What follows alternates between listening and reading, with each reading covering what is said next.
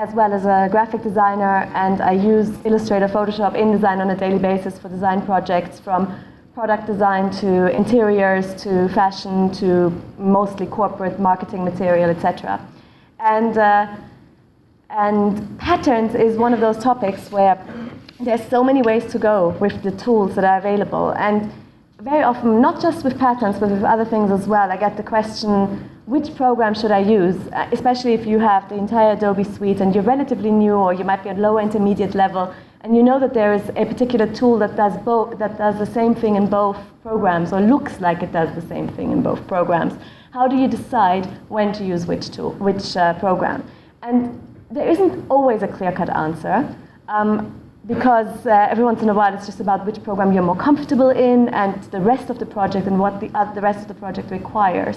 But in other cases there are some clear decisions to make. What makes it, I mean, obviously, I hope you know vector versus pixel artwork, the fact that Illustrator makes everything scalable and so much easier to blow up to all kinds of proportions without losing its quality, gives it a huge advantage to Photoshop when it comes to drawing things from scratch. Whereas obviously Photoshop is much better at photo manipulation and at all kinds of interesting retouch and collage work, which Illustrator can't do. Because it's a pixel-based program rather than a vector-based program. Patterns you can do in both, but they are different. Sometimes they look the same. Sometimes you look at a pattern and you can't quite figure out which of the two programs was used to create them, and other times it's relatively obvious. So what I want to do is hopefully let me just look at my time, spend half and half on Photoshop and half on Illustrator, and that should give you an overview of when to use which program, although at the end it might still be down to which program you like better, but at least you'll understand the ins and outs of the tool in both programs. So I will start with Photoshop because it seems to me that people know less about patterns in Photoshop than they do about patterns in Illustrator. How many of you were in my fashion design in the morning, first thing this morning? Okay, a handful. So, and there's going to be like a 2-minute or 3-minute repetition because we talked about patterns in terms of putting them into a fashion illustration. So I just have to warn you. But not this part. The first part, the Photoshop part, is new. Well, as in you haven't heard that yet this morning. So,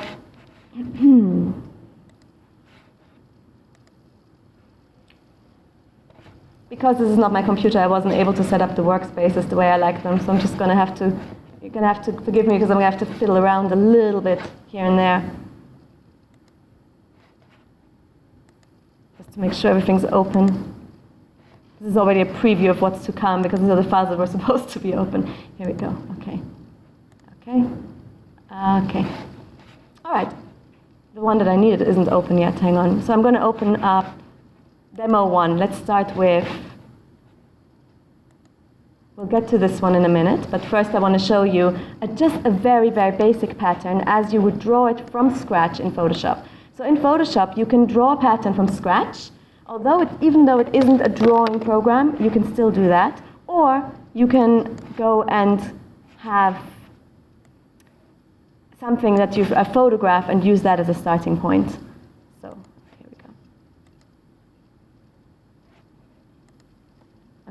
Let's say you wanted a pattern on top. This is a layer filled with a gradient, which is not the most exciting looking just yet. Let's say you want an interesting background. So you would like to overlay that with some kind of a little tile pattern design.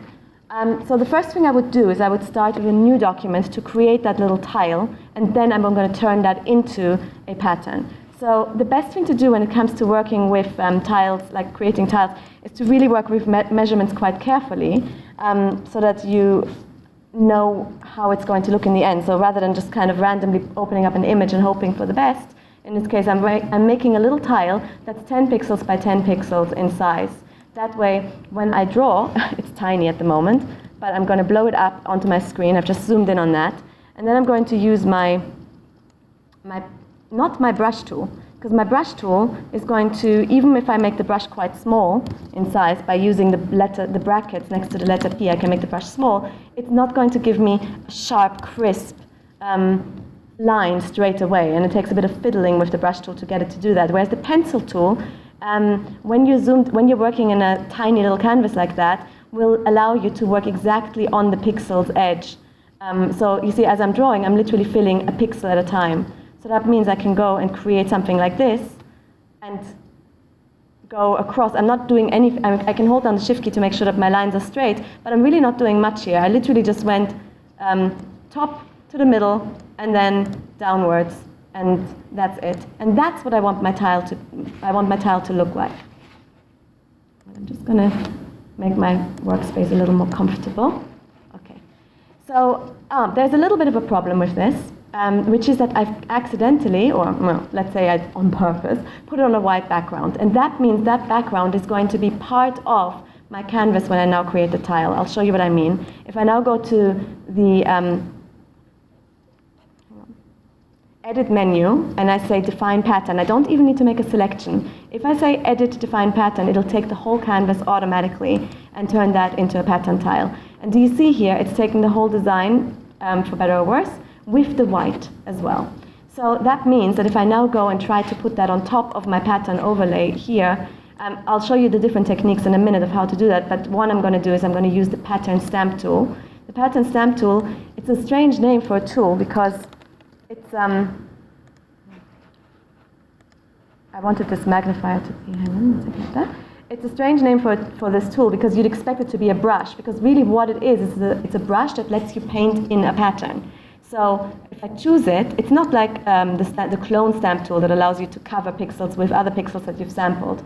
So it's a strange place for it to be, and very often people spend little time looking for it, but it's tucked away underneath the normal clone tool.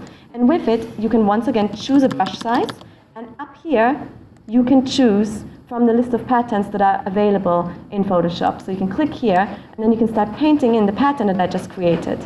Because this canvas is very large, and the pattern I created is only 10 pixels by 10 pixels, it is very small in size when it first comes in. But actually, that's the texture I was going for. So that was intentional in this case.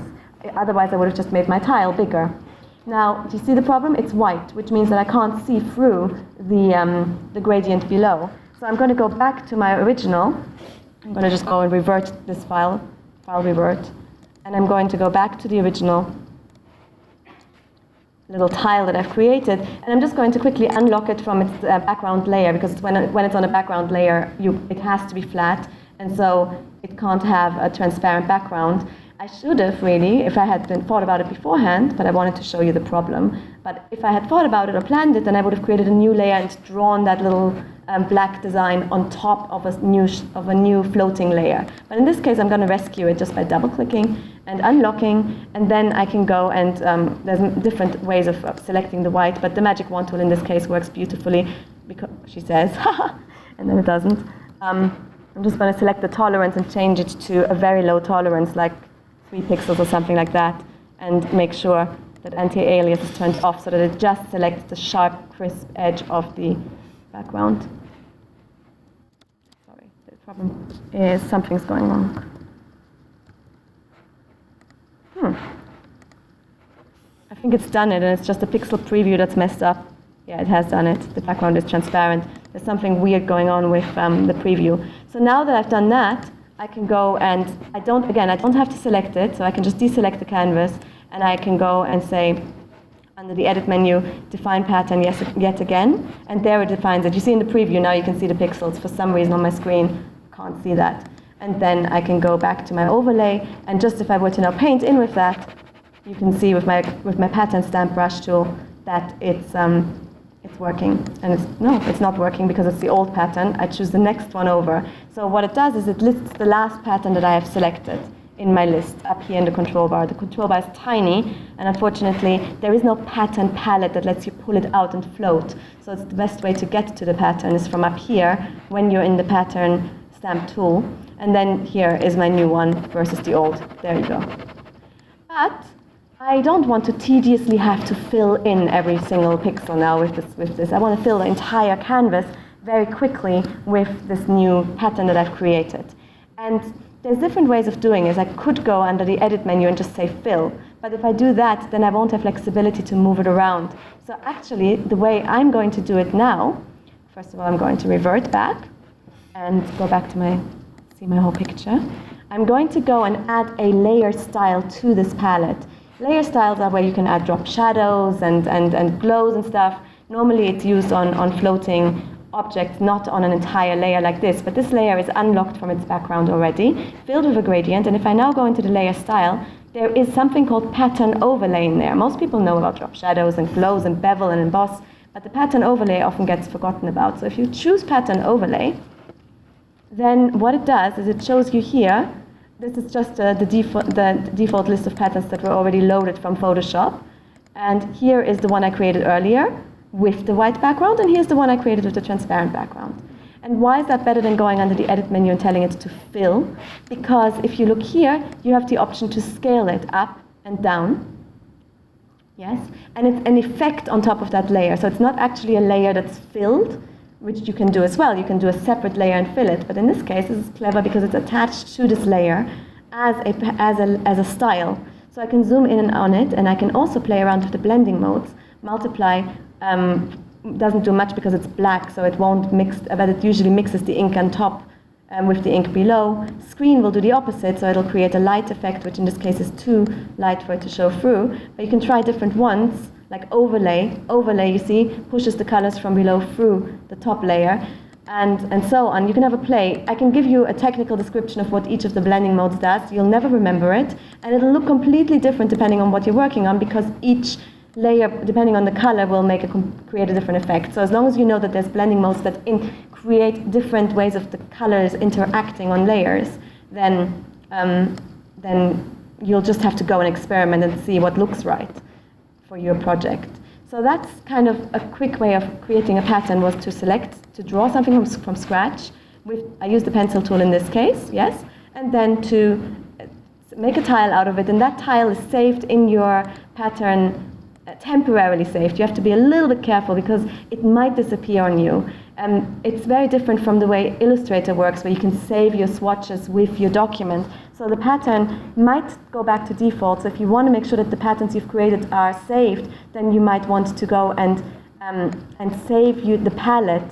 So you have to click on the pattern stamp tool, and then you expand this window here, the one where I chose my pattern from, the one where it's saved, and make sure that you save it for the future. It saves it as a PAT file and you can save it into the presets folder that comes with Photoshop, or you can save it somewhere else with the project that you're working on, so that in case you lose it, just in case you lose it, you can always go back to load pattern at a later stage. So if you restart, or if somebody has reinstalled Photoshop, you've lost it, you can go and load and it'll come back. And that's also how you can share it with colleagues.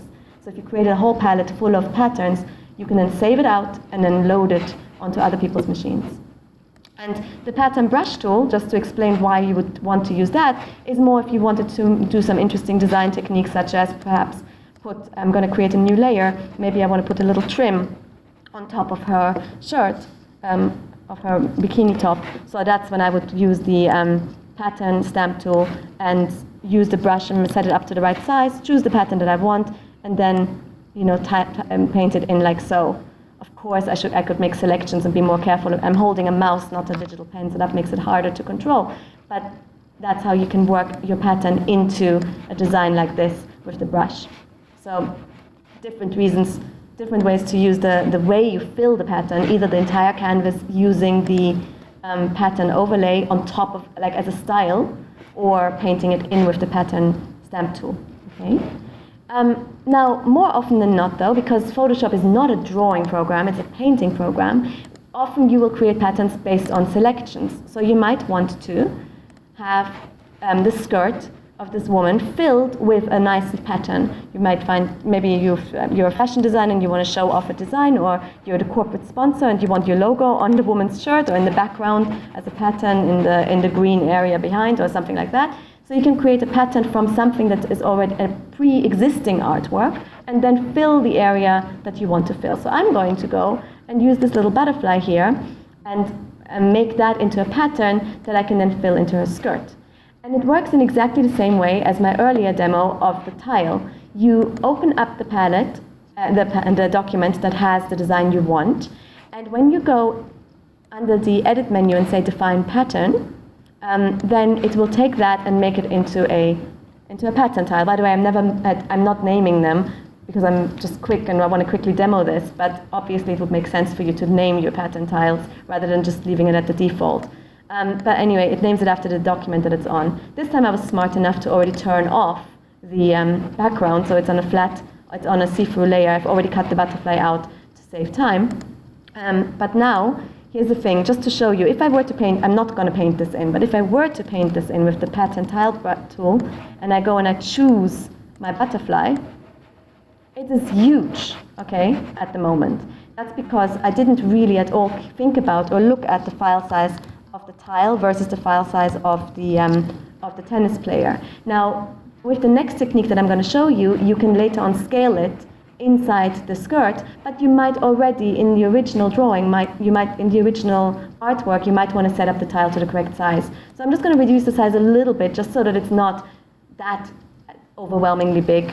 And later on we can still scale it. So I'm just going to go down by like 70% in here. So I went under image size. I'm going to switch to percent. Actually, let's make it 60%. And there we go, just a smaller tile. So it will always, this is the difference I'm leading towards Illustrator. With a vector, you don't have to think about these things because these issues, because vectors are so easily scalable and it's so quick and easy to scale a pattern. But in Photoshop, unfortunately, there's more planning that you have to do because of the fact that you're dealing with pixels. So you don't want to make it too large, and you also don't want to make it too small, because if you make it too small, it'll be blurry. So if I now go and say Edit Define Pattern, then it will take the butterfly as it is in its new size. Now, what I want to do is I want to fill her skirt. I actually want to do that on a separate layer. Now, if I just go onto a new layer and make a selection of the skirt, which actually I've already saved. I saved some time by making a selection earlier, so that if I go under the Select menu, I can load the selection of her skirt, just so that you don't have to watch me making a selection, and because we're not talking about selections in this class, right? We're talking about patterns. So I already made a selection of the skirt, which basically all it means is that it loads that. You see, the selection edges. And if I now wanted to, I could paint into that with my butterfly. This is, again, still the old one, because I always have to click on the one I want. So that's the new size, still a little bit big. The problem with this is, it's great, it's painted in. I have it on a separate layer, so at least I thought about that before I did that. I didn't paint it onto the background layer, because then I'm really stuck. It's on a separate layer, so I can erase, etc. But I can't now change the positioning of the butterflies. Maybe make them undulate a bit so that it's more moving with the skirt. So I'm stuck with what I've done here. So instead of doing this, I'm going to trash that layer. I'm going to go and fill the entire, I'm going to create a new layer, okay? And I'm going to fill that layer with the pattern. Now, there are fill layers. Somebody's, I'm sure, going to ask me, why don't you use a fill layer? So I'll explain why I'm not using a fill layer in a minute. But I'm going to go under the Edit menu, not layer, new fill layer, but I'm going to say Edit, Fill. So I've got a new canvas, a new layer open, and I say Edit, Fill, and I choose not foreground color or background color, but pattern from the list of options. Again, it's always going to give me the same palette of patterns. So there's my last one that I've created, and I click OK, and that's what it's done. It's filled the entire canvas with my butterflies one by one. Now, I don't want that. I want it to only appear in the skirt. So what I'm going to do is I'm going to create a layer mask, because that will give me maximum flexibility. Before, you saw how it filled the area and then I was stuck. But if I go under the Select menu now and load my selection of the skirt again, so I'm just going back where I was before, loading the selection onto my layer one, onto the layer with the patterns. I don't know if you can see the marching outlines because it's very faint on the screen. But now I can go and with the selection tag, go under the layer menu, layer mask, and tell it to make a mask out of the selection to only reveal the selection. And what happens is this. It looks the same as my earlier example, but the difference is that if you look at the layers panel, it has now created a mask of the skirt, and that means if I've made a mistake and the skirt isn't, maybe I've painted too much of the background in, I can fix that by clicking on the mask.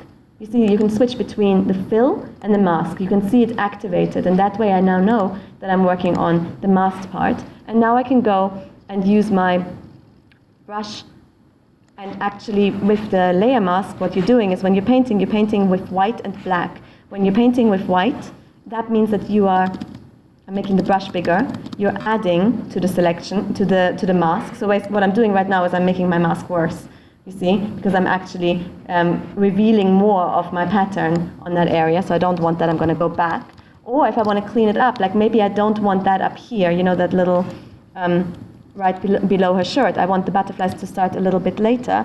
So then I go and hit the X button, because the X button lets me go to switch between black and white. So if you see here, if I hit X, it switches between foreground and background, and because I'm set to black and white, now I'm painting black. Black is hiding and white is showing, so I can now go and hide that area. But what's so nice about this technique is that I can change my mind a million times over because it's a mask. So it's basically I'm showing and revealing what I choose at any point. If you look at the thumbnail, that's why I've zoomed in so far, if you look at the thumbnail, you see that the entire canvas is still filled with my pattern, and that means I can scale the pattern. The only problem is, if I now go, and I'm going to zoom back to normal, if I now go and go under the Edit menu, Transform, or Control-T to scale this, what's going to happen is that I'm going to be scaling both the pattern and the mask that I've made. That's not working, you see. Why? Because of something that you have to watch out for when you're working with layer masks, and that is the fact that they are linked together. When you create a layer mask, by default, there's a little link symbol. That means that the mask moves with the layer. So if I use the Move tool to move this around, you can see that the two of them move together. If I only want to move the pattern inside that layer now, then I can unlink the two simply by clicking on that little link tool. Now the link has disappeared, which means I can move the mask separately, which means I'm moving the skirt around, but that doesn't make sense in this case. Or, and this is where I'm going, I can move the pattern. So I can select the pattern and move it up and down in different areas, only in the areas where the mask is revealing them.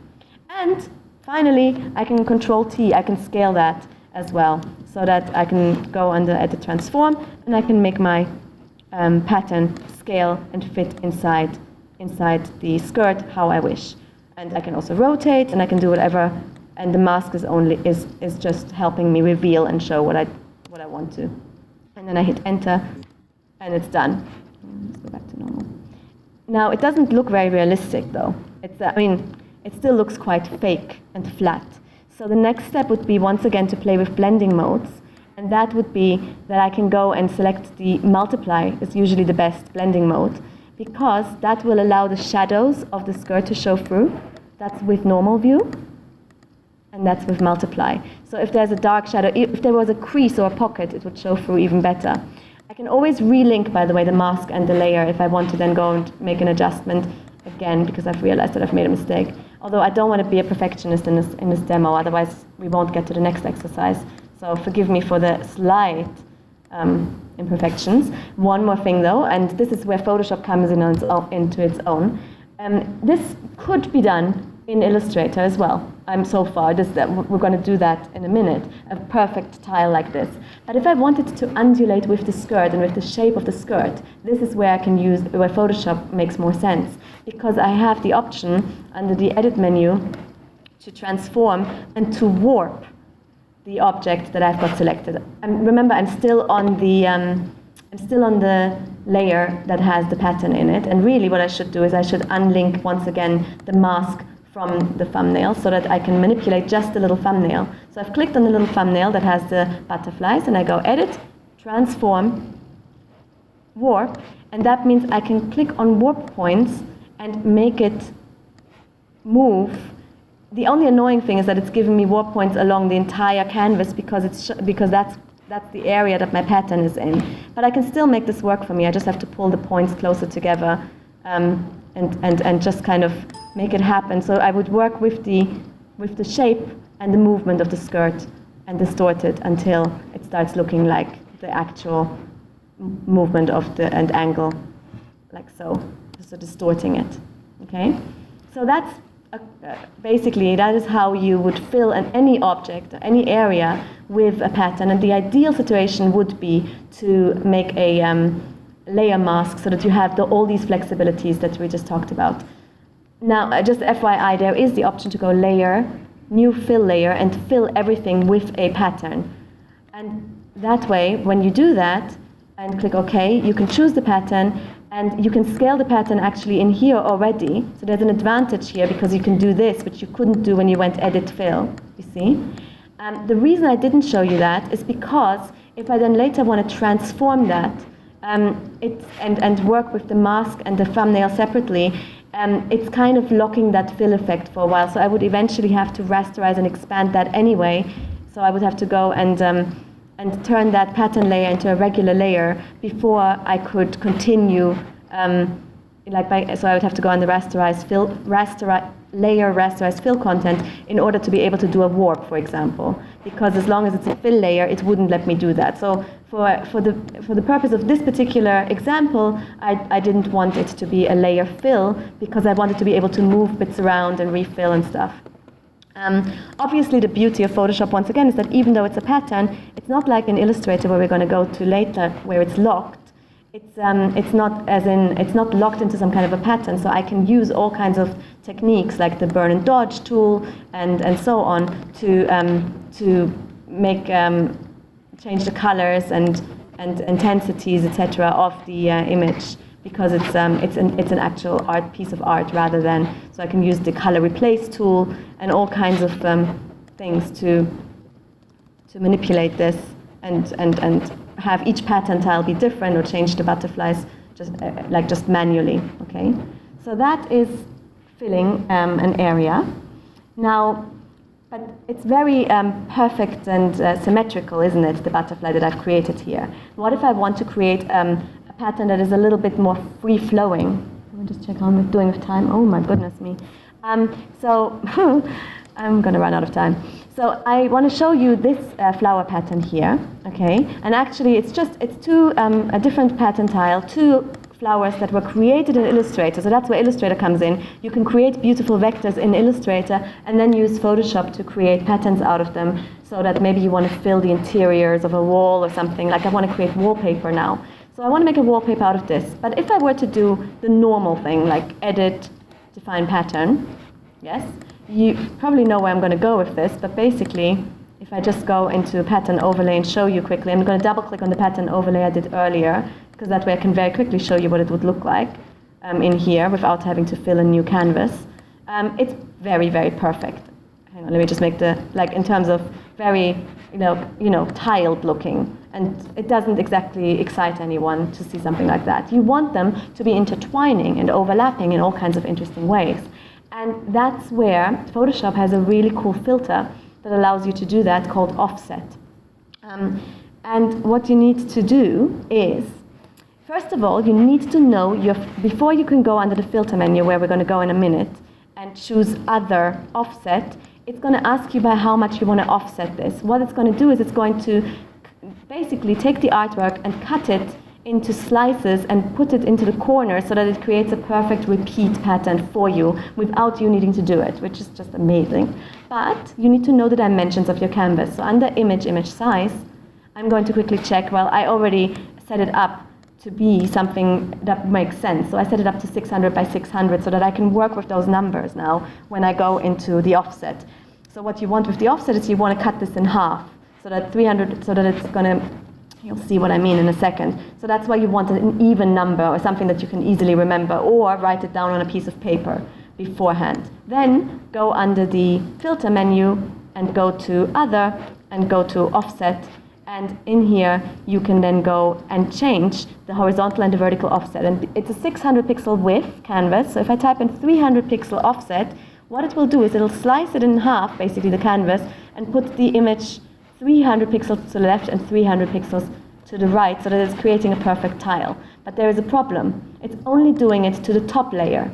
I don't want to have to do it twice, once to the top layer and once to the bottom layer, the same transformation. Grouping doesn't work or doesn't help in that matter. What helps is what Martin was talking about just earlier in his gorgeous Photoshop lecture, which is creating a smart layer out of those two. A smart layer, keeps them together and keeps them also from transforming, from pixelating when you scale them up or down. So you select the two layers, or 3 or 4 or 5 or 6 layers together, and you go into the menu here, once you have selected the layers, and say convert to smart object. And that treats the two as if they were one, but it's not a permanent thing. You can always release that again, and you can always double click on the smart object to get back to the original artwork and maybe make a transformation of some sort. But I'm going to use it as is, so that now the two layers are now kind of locked together in the smart object. So I go other, offset, And here we go again, 300 pixels because my canvas is 600. You see, that's what I want. And you need to turn on wraparound for this to work, for it to actually wrap it around all edges of the canvas, which is what you need for a beautiful tile. Now that's just horizontally. Now I'm going to do exactly the same thing vertically. Okay? And this is what it's done. It is cutting the design in half, and you can trust it that it has done it in a way that these edges will butt onto each other, like so. Now, actually, sorry, let me just go quickly back. I'm going to do this to the duplicate. I want to keep this flower in the middle looking the way it is, because the wraparound gets rid of my beautiful flower in the middle. So I'm going to do Control-J, which is duplicating that smart object. It's just the same as duplicate layer, basically. And I'm going to do the same offset one more time, but keeping my original tile underneath looking as it did before. Okay? So, and there you have it. So basically there's two layers overlapping now, if I now click OK. And this is the one in the middle, and this is the original, and this is the wraparound. And those together I'm going to turn into a tile now. Now if I had time, I would put in some more designs in here, because anything that isn't on the edge, you can do whatever you want in here. You can put flowers in here, or words, or anything like that, just to fill out the empty space and make it look less perfect and less symmetrical. But just for time purposes, I'm just going to imagine that, okay? Put some leaves in to the empty area. Just make sure it doesn't touch the edge, because the edge needs to be wrapped around. That's where the seamlessness has to come in. So now I'm going to go and say define pattern, and then to test it, I'm going to go and open up another document that I want to fill. I have a wallpaper. I want to fill an area with wallpaper. What's it called? Bedroom, bedroom, bedroom.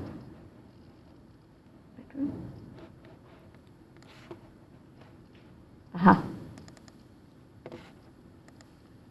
So I've already loaded the canvas. I've already loaded the layer selection here. That I've made a selection of the wallpaper. So all I have to do is go select, load selection once again, and load the wallpaper layer selection that I've made. Not layer, sorry, selection that I've made. And now I can go and fill that. I should do that on a separate layer once again because of ease of use. And if I go and do that first with a fill layer, I'll have more flexibility, but I'm not going to go through that again, the fact that I have to make a layer mask and all that. So I'm just going to do this on a new layer, and I'm going to go edit fill. This time there's no layer mask, which means it won't be the same, I won't have the flexibility that I had earlier, which is a problem, but it's just so that you can see the final result of this tiled pattern that I've created.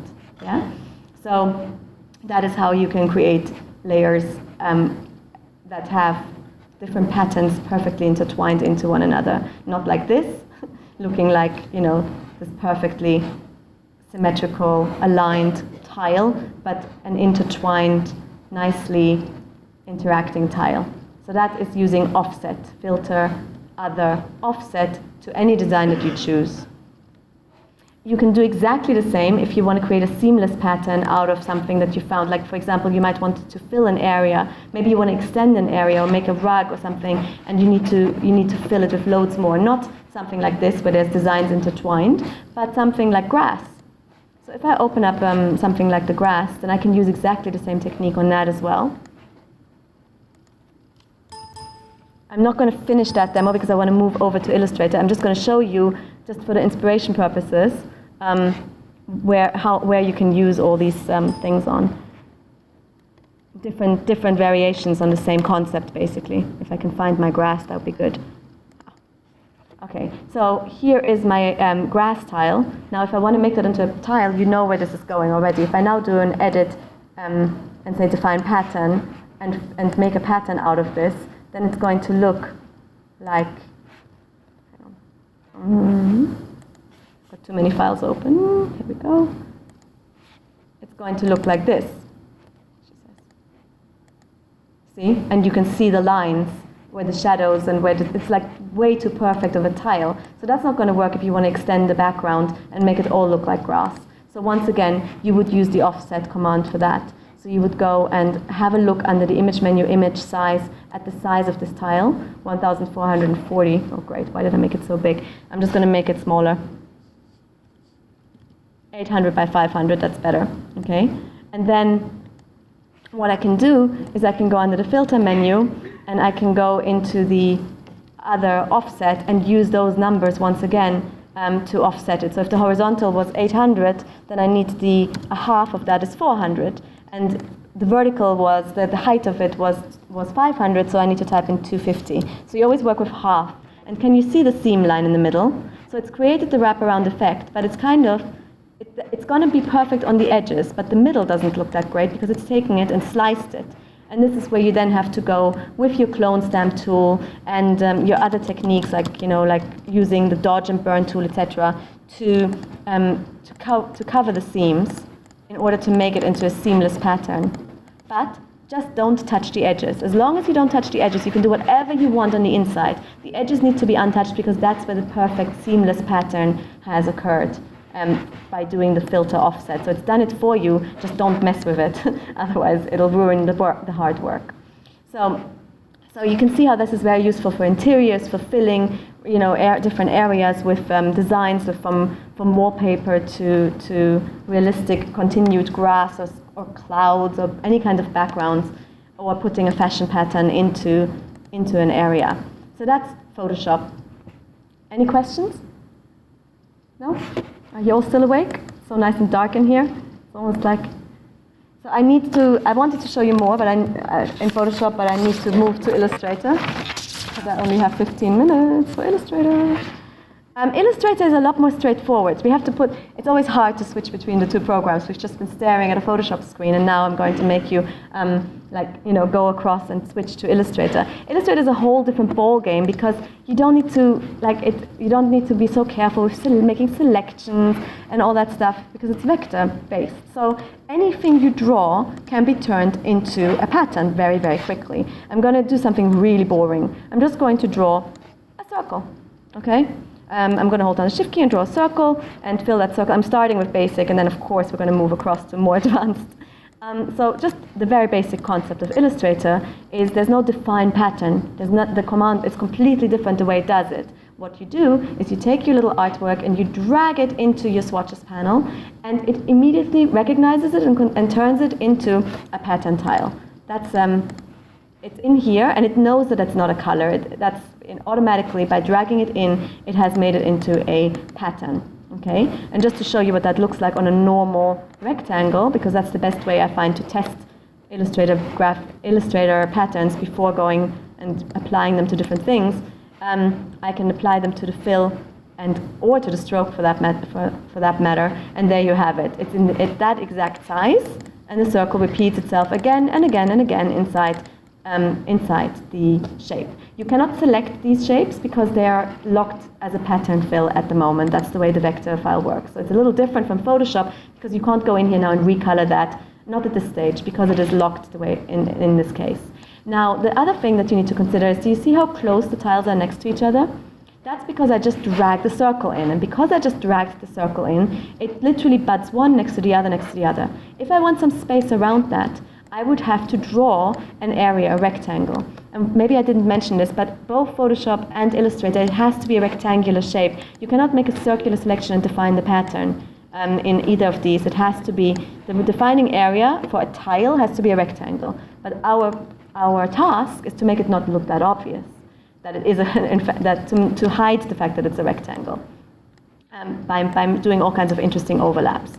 So in this case here, I'm now going to select that, and because I have a box, and that box has no fill and no stroke, I'm going to make sure that I send that to the back, object arrange send to back. I'll explain why in a minute.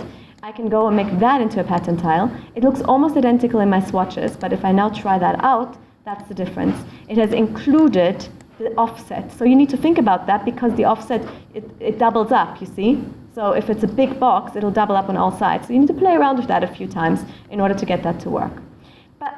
It's incredibly boring, isn't it? I mean, that's kind of very, very, again, tile-y looking, just like the butterflies that we looked at earlier. Now, how do you make it look less dull in Illustrator so that they look more offset from each other and not so perfectly aligned? It used to be that I would have to give a 20-minute demo on how to create your own manual way of offsetting it by literally creating a bounding area, slicing shapes in half, and so on and so forth. But I don't need to do that anymore because of this relatively new, few years, 2 years, 3 years, option to select the object, go under pattern and make a pattern, which opens up this dialog box that is going to give me all kinds of cool options for my tile. So hang on, let me just go back because that might have been a little too quick. Oh, it did it already. I select the object that I want to turn into a pattern. Okay, I go under the edit menu, and under the object menu, pattern, make. And it tells me that it has added that pattern tile already to my swatches, and now I'm going into edit mode. What it does is it shows me, 5 minutes. Panic, thank you. Okay, it shows me the pattern as it looks, and that's exactly what I produced earlier, so that's no great shakes, is it? But here's the good part. The good part is that if you look at this window, I'm going to try to zoom in on that a bit, here, you can see that it's giving you some suggestions for how to line things up, and that instead of using a normal grid, you can use brick by row, or brick by column, or hex by column, etc., etc., etc. So you can really go and create very interesting alignments. The only problem is they're very tight together. I went back to the step before. I drew a box around it earlier to show you how to give an offset, but I deleted that box. So it's only the circle that I've got here. So how do I get some more gaps between those lines? There is a little switch up here. You see the pattern tile tool in the pattern options. If I click on that, this little bounding box around the circle becomes active, and now I can go and scale that up to increase the distance around the shape. Same as what I did earlier when I drew a box, but this is more artist-friendly and much quicker, isn't it? So then I can go and choose my different design styles here, in addition to also being able to change the distance between them by clicking on the little pattern tile. This is just a preview, so it really doesn't matter what choices you make in here in terms of the width and the height. That's just the width and the height of the preview. When I say OK, and the way you say OK, it's a bit strange. It's like isolation mode, the same as when you enter isolation mode. You have these little breadcrumbs up there that lead you back to, you're currently in a special mode to make the pattern, but if you're happy, you just say done up there in the menu bar, and now the pattern is saved into your Swatches palette and can be applied to any design you wish, like so. And if you have something like a pattern that you want to, like a shape that you want to fill, I'm just going to copy that dress across to my file. So we're not going to just looking at patterns. That was supposed to be for another exercise, but never mind, I'll show you on this one. Then you can fill it with that, but it will, again, like that's the new pattern. You see, that's what we created earlier, which just wasn't very exciting. And here's the new pattern that I created just with the make pattern dialog box. Now, if you wanted to scale it up and down, then you have the option to transform that. You can go under the, actually let's double click on the scale tool. Double click on the scale tool, and which opens up the option to scale. Now what it would normally do is scale the whole thing. So it will make the shape and the pattern inside the shape bigger or smaller. I don't want that. I only want to scale the pattern. So there's a checkbox here, and all I have to do is click on that checkbox or check on. Here you see transform object or transform pattern or transform both. Turn transform object off, and that way you can reduce the size of the pattern in here. Okay. So that's it. And then you've got yourself any size pattern you want. And you can go down to as smaller size as you want and as big a size as you want, because there is no pixelation. So there's no problem that like you have in Photoshop when you're scaling, because it's vector-based. And from that, that's the base, okay? And from that, you can pretty much do any complicated, intricate, intense. I really wanted to build this up and get more and more complicated as we go. But I spent more time in Photoshop. So let me just very quickly show you. I'm in the wrong folder. Just show you a whole bunch of different ideas for patterns here. Just to say that all of these are using exactly the same technique. So if I take these these splashes here, and make them into a pattern, again, I would just go and select them, and I will use the pattern maker just because it's so much nicer and so much more fun than doing it manually, and it gives you so many more options. Then again, you click OK, and it shows you your original art and how it lines up by grid. But then you do brick by brick, and then you do hex by column, and you can also click on the little pattern tile tool, and you can switch to make it less have less distance. So if you want a real splatter canvas for like some kind of a gift wrap or something, then you can do that and create a very nice little intricate design like so. So when you have multiple shapes, they will end up overlapping. And if you look here at the options, you can choose how they should overlap, where you see here these little buttons, which piece of the artwork is on top of which piece, because the tiles are overlapping in different ways now that they're vectors. Is my time up? Oh God, no. Can I just one more sentence? Yeah? Okay. There's you guys want to go, don't you? Sorry. Okay, now these are all still relatively basic because it can, and you can do it with text too, which is fabulous. And then you can rotate the text with the rotate tool. But what I wanted to show you is that there's all these fabulous patterns. I wanted to show you how to create these. But here's the good news. In Photoshop, if there's a flattened piece of artwork or even a pattern in created in Photoshop, you'll never know how it was done, because it's going to be flattened, the pixelated art. In vector artwork, you can always figure out how it was drawn. So if you're curious about this pattern here, or this pattern here, and you're like, how on earth did they design that, or that, or that? Because it gets more and more intricate as we go along, all you need to do is select the artwork that you find fascinating in your Swatches palette and drag it out into the document, and it'll give you a little tile of the sample that was used to create that. And you can then go and learn from that how it was structured. You can even recolor the artwork and do your own thing, and then drag it back into the Swatches palette to make your own patterns out of pre-existing ones. And there's thousands of free vector libraries. First of all, if you go into the Swatch menu, open Swatch Library, Patterns, there's loads of really cool ones to learn that you can use, and they're copyright free, obviously. But you can also start with one of the normal animal skin ones or whatever, and recolor it and make it pink instead of regular animal skin, and make it your own simply by taking the artwork out of patterns, load one of these, animal pattern, click on one of them to see how, what it looks like, and then just select it and drag it into your document, and then you can see how it was set up, and then you can recolor it and drag it back into where it came from, and that's it.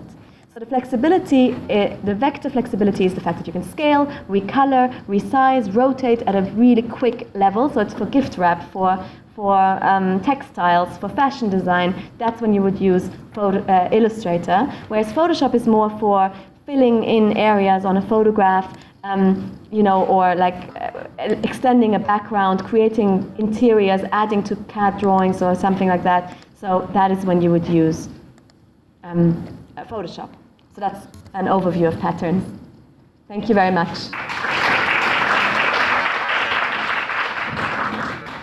If anyone has any questions, feel free to come to me. I'm sorry I ran over, so I can't do a Q&A, but I'm here for the rest of the day. So come find me also in the hallways or whatever.